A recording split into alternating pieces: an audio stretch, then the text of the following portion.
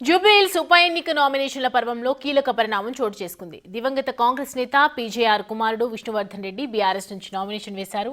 Nominations లో ఎలాంటి పొరపాట్లు జరగకుండా అన్ని పార్టీలు జాగ్రత్త పడుతున్న నేపథ్యంలో బీఆర్ఎస్ విష్ణువర్ధన్ రెడ్డితోనూ నామినేషన్ వేయించింది.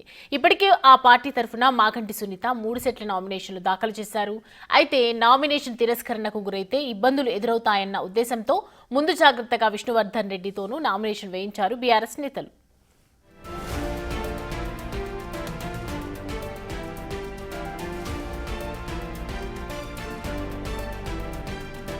మరోవైపు జూబ్లీహిల్స్ ఉప ఎన్నికలో కాంగ్రెస్ తరఫున ప్రచారం చేసేందుకు 40 మంది క్యాంపెయినర్లతో ఆ పార్టీ లిస్టు విడుదల చేసింది.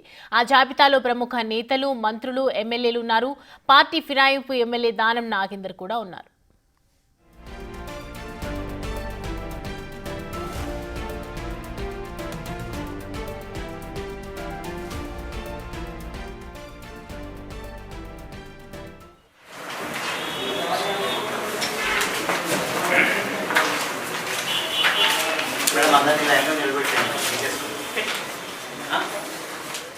రైట్. జూబ్లీహిల్స్ ఉప ఎన్నికకు సంబంధించి నామినేషన్ల పర్వం కొనసాగుతోంది. ఈ పర్వంలో కీలక పరిణామం చోటు చేసుకుందని చెప్పొచ్చు. దివంగత కాంగ్రెస్ నేత పీజేఆర్ కుమారుడు విష్ణువర్ధన్ రెడ్డి బీఆర్ఎస్ తరఫు నుంచి నామినేషన్ వేయడం ప్రస్తుతం చర్చనీయాంశంగా మారింది. నామినేషన్లో ఎలాంటి పొరపాట్లు జరగకుండా అన్ని పార్టీలు జాగ్రత్త పడుతున్నటువంటి నేపథ్యంలో ఇలాంటి పరిణామం చోటు చేసుకుంది. బీఆర్ఎస్ విష్ణువర్ధన్ రెడ్డితోనూ నామినేషన్ వేయించింది. దీనికి సంబంధించి పూర్తి డీటెయిల్స్ అడిగి తెలుసుకుందాం. మా ప్రతినిధి విజయ్ మనకి అందుబాటులో ఉన్నారు. విజయ్, విష్ణువర్ధన్ రెడ్డితోనూ నామినేషన్ వేయించడానికి గల కారణం ఏంటి? సౌమ్య, అయితే ఇటు జూబ్లీ హిల్స్ ఉప ఎన్నికల్లో బీఆర్ఎస్ తన స్ట్రాటజీని కూడా ఉపయోగిస్తుందనే చెప్పాలి. ఎందుకంటే ఈ జూబ్లీ హిల్స్ ఉప ఎన్నిక బరిలో పీజేఆర్ కుమారుడు విష్ణువర్ధన్ రెడ్డి, మాజీ ఎమ్మెల్యే విష్ణువర్ధన్ రెడ్డిని అయితే ఇటు బీఆర్ఎస్ మళ్ళీ తెర ముందుకైతే తీసుకొచ్చిందనే చెప్పాలి. ఇప్పటికే మాగంటి గోపీనాథ్ సతీమణి మాగంటి సునీతకు కూడా బీఆర్ఎస్ అయితే టికెట్ కన్ఫర్మ్ చేసింది. ఆవిడ కూడా 3 సెట్ల నామినేషన్ పత్రాలను కూడా దాఖలైతే చేసింది. అయితే ఇటు ఆ నామినేషన్ కు సంబంధించినటువంటి పత్రాల్లో ఏవైనా తప్పులు కనుక దొర్లితే ఇబ్బందికరమైనటువంటి పరిస్థితులు ఉంటాయి కాబట్టి సేఫ్ సైడ్ గా ఇటు విష్ణువర్ధన్ రెడ్డితో కూడా నామినేషన్ వేయించినట్లుగా అయితే రాజకీయ వర్గాల్లో పెద్ద ఎత్తున చర్చ కూడా జరుగుతా ఉంది. మరొక పక్క ఇటు బీఆర్ఎస్ వర్గాలు, బీఆర్ఎస్ కు సంబంధించినటువంటి ఏదైతే విష్ణువర్ధన్ రెడ్డి వర్గం కావచ్చు, ఇతర బీఆర్ఎస్ కు సంబంధించినటువంటి నాయకులందరూ కూడా విష్ణువర్ధన్ రెడ్డి మాత్రం ఈ నామినేషన్ ని ఆయన విత్డ్రా చేసుకుంటారంటూ కూడా మాట్లాడుకుంటున్నాయి. ఎందుకంటే ఇదంతా కూడా కేసీఆర్ వ్యూహంలో పనే అంటూ కూడా, కేసీఆర్ వ్యూహమే అంటూ కూడా పెద్ద ఎత్తున రాజకీయ వర్గాల్లో అయితే చర్చ నడుస్తా ఉంది. ముందస్తుగా అందరి అటెన్షన్ ఇటు డైవర్ట్ చేసేందుకు ఒక విధంగా ఉంటుంది, మరొక స్ట్రాటజికల్ గా బీఆర్ఎస్ ముందుకు వెళ్లేందుకు కూడా ఇది పనికొస్తుందంటూ కూడా రాజకీయ వర్గాల్లో చర్చ నడుస్తా ఉంది.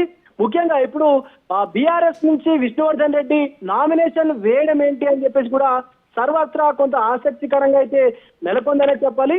ఇటు సునీత వేసినటువంటి నామినేషన్ కు సంబంధించినటువంటి పత్రాల్లో ఏవైనా తప్పులు కనుక ఉంటే వాటిని సరిచేసుకునేందుకు మళ్ళీ ఇంకొక సెట్ ను కూడా నామినేషన్ పత్రాలని దాఖలు చేసేటువంటి అవకాశం అయితే కనిపిస్తా ఉంది సౌమ్య. సో దీనికి సంబంధించి ఇటు నేతలు ఏం చెప్తూ ఉన్నారు? మరి బీఆర్ఎస్ నేతలు ఎందుకని ఇలాంటి స్ట్రాటజీస్ యూజ్ చేస్తున్నారని ఏదైనా ఇన్ఫర్మేషన్ ఉందా? ఖచ్చితంగా స్వామి, ఎందుకంటే బీఆర్ఎస్ కు జూబ్లీ హిల్స్ స్థానం అనేది ఆల్రెడీ సిట్టింగ్ స్థానం కాబట్టి ఆ సిట్టింగ్ స్థానాన్ని ఎలాగైనా తిరిగి కైవసం చేసుకునేందుకే ఆ వ్యూహంలో భాగంగానే ఇప్పుడు విష్ణువర్ధన్ రెడ్డితో కూడా నామినేషన్ అయితే బీఆర్ఎస్ అధినేత కేసీఆర్ వేయించినట్టుగా కూడా వార్తలు వస్తా ఉన్నాయి. దీనికి సంబంధించి బీఆర్ఎస్ నాయకుల్లో కూడా గుసగుసలు అయితే వినిపిస్తా ఉన్నాయి. ఖచ్చితంగా బీఆర్ఎస్ ఆ సిట్టింగ్ స్థానాన్ని కైవసం చేసుకునే విధంగానే అడుగులు ముందుకేస్తా ఉంది. అందులో భాగంగానే ఇప్పుడు విష్ణువర్ధన్ రెడ్డితో కూడా కేసీఆర్ నామినేషన్ వేయించారు.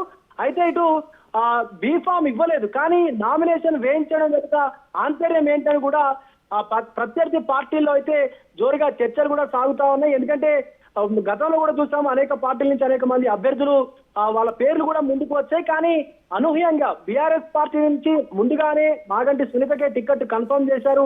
అందరికంటే ముందు ఆవిడని అనౌన్స్ చేశారు క్యాండిడేట్ గా, అలాగే అందరికంటే ముందు ప్రచారం కూడా చేశారు. కానీ అనూహ్యంగా ఇప్పుడు తెరపైకి విష్ణువర్ధన్ రెడ్డి పేరు రావడం అనేది కొంత గందరగోళ పరిస్థితిగా అయితే కనిపిస్తా ఉంది. మరీ ముఖ్యంగా ఇదంతా కూడా కేసీఆర్ స్ట్రాటజీనే, కేసీఆర్ వ్యూహమే అంటూ కూడా బీఆర్ఎస్ వర్గాల్లో అయితే చర్చ నడుస్తుంది సౌమ్య. అయితే విజయ్ ఒకవైపు సిట్టింగ్ స్థానాన్ని కైవసం చేసుకోవాలని చెప్పి ఇటు బీఆర్ఎస్ కొత్త వ్యూహమే చేస్తోంది. అలాగే 40 మంది బీఆర్ఎస్ నేతలని ఇటు ఎమ్మెల్యేలను మంత్రులను పూర్తిగా క్యాంపెయినింగ్ కోసం చాలా పటిష్టంగా సిద్ధం చేస్తోందని తెలుస్తుంది. ఎక్కువగా ఎవరు వచ్చే అవకాశాలు ఉన్నాయి మెయిన్గా? ఎస్, ఖచ్చితంగా స్వామి. ఎందుకంటే మాజీ మంత్రులు కావచ్చు, బీఆర్ఎస్ నుంచి మాజీ ఎమ్మెల్యేలు కావచ్చు, ఇప్పుడున్నటువంటి ఎమ్మెల్యేలు కావచ్చు, ప్రతి ఒక్కరు కూడా జూబ్లీ హిల్స్ క్యాంపెయిన్ లో అయితే పాల్గొంటా ఉన్నారు. సో మొదటి నుంచి చూస్తా ఉన్నాము, అటు బీఆర్ఎస్ వర్కింగ్ ప్రెసిడెంట్ కేటీఆర్ తో పాటు మాజీ మంత్రి హరీష్ రావు, అలాగే సూర్యాపేట ఎమ్మెల్యే జగదీశ్వర్ రెడ్డి, అలాగే జనగాం ఎమ్మెల్యే అటు పల్లా రాజేశ్వర్ రెడ్డి. సో వీళ్ళందరూ కూడా చాలా మంది మాజీ మంత్రులు, మాజీ ఎమ్మెల్యేలు కూడా క్యాంపెయిన్ లో అయితే పాల్గొంటా ఉన్నారు. చామకూరి మల్లారెడ్డి కావచ్చు, అటు ప్రతి ఒక్కరు మరి రాజశేఖర రెడ్డి కావచ్చు, ప్రతి ఒక్కరు కూడా క్యాంపెయిన్ లో అయితే పాల్గొంటా ఉన్నారు. పెద్ద ఎత్తున ఒక కాంగ్రెస్ కు సంబంధించినటువంటి బాకీ కార్డు అనేటువంటి కార్డును కూడా తీసుకొని ఎగ్జాంపుల్ గా జూబ్లీ హిల్స్ ఉన్నటువంటి నియోజకవర్గ ప్రజలకు కూడా ఆ కార్డుని, బాకీ కార్డుని చూపిస్తూ బీఆర్ఎస్ కే ఓటు వేయాలి, తిరిగి బీఆర్ఎస్ సర్కారే రావాలి అంటూ కూడా ఇప్పుడు జూబ్లీ హిల్స్ ఉప ఎన్నిక ఒకటే కాదు, తిరిగి రావాల్సినటువంటి ప్రభుత్వం కూడా బీఆర్ఎస్ అంటూ ప్రచారాన్ని అయితే జోరుగా కొనసాగిస్తా ఉన్నారు Soumya. Right Vijay, thanks for the updates.